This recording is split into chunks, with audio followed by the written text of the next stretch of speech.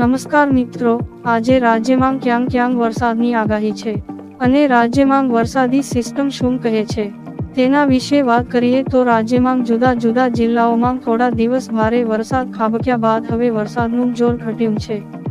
રવિવારે રાજ્યના 226 તાલુકામાં વરસાદ પડ્યો હતો, જેમાં સૌથી વધુ રાજકોટમાં 3.5 ઇંચ વરસાદ નોંધાયો હતો।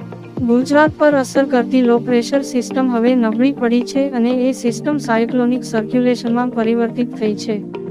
જો કે લો પ્રેશર, સાયક્લોનિક સર્ક્યુલેશન અને સક્રિય મોન્સૂન ટ્રફના કારણે રાજ્યમાં આગામી 7 દિવસ સુધી વરસાદી માહોલ યથાવત રહેવાની સંભાવના છે। સેટેલાઇટ મેપમાં પણ ગુજરાત પરથી વાદળો હટી જતાં હાલ ભારે વરસાદની સંભાવના નહિવત જોવા મળી રહી છે। મિત્રો, દરિયાકાંઠાના વિસ્તારોમાં પવનની ગતિ વધવાની શક્યતાને કારણે માછીમારોને દરિયો ન ખેડવા સલાહ અપાઈ છે। સાથે બંદરો પર 3 નંબરનું સિગ્નલ લગાવવામાં આવ્યું છે। રાજ્યમાં અત્યાર સુધી સિઝનનો સરેરાશ વરસાદ સામાન્ય કરતાં 21% વધુ નોંધાયો છે, જે દર્શાવે છે કે આ વર્ષે ચોમાસું સક્રિય રહ્યું છે।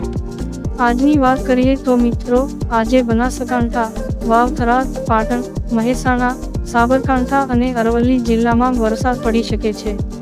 ઉપરાંત સૌરાષ્ટ્ર કચ્છના સુરેન્દ્રનગર, રાજકોટ, જામનગર, પોરબંદર, મોરબી, દ્વારકા અને કચ્છ જિલ્લામાં પણ વરસાદ પડવાની આગાહી છે। રાજ્યના મોટાભાગના જિલ્લાઓમાં ગાજવીજ સાથે હળવાથી મધ્યમ વરસાદ પડી શકે છે। ઉપરાંત 40થી 50 કિલોમીટર પ્રતિ કલાકની ઝડપે પવન ફૂંકાવાની પણ શક્યતા વ્યક્ત કરવામાં આવી છે। અમદાવાદ સહિત ઉત્તર, મધ્ય અને દક્ષિણ ગુજરાતના અનેક જિલ્લાઓમાં છૂટાછવાયા વરસાદી ઝાપટાં પડી શકે છે।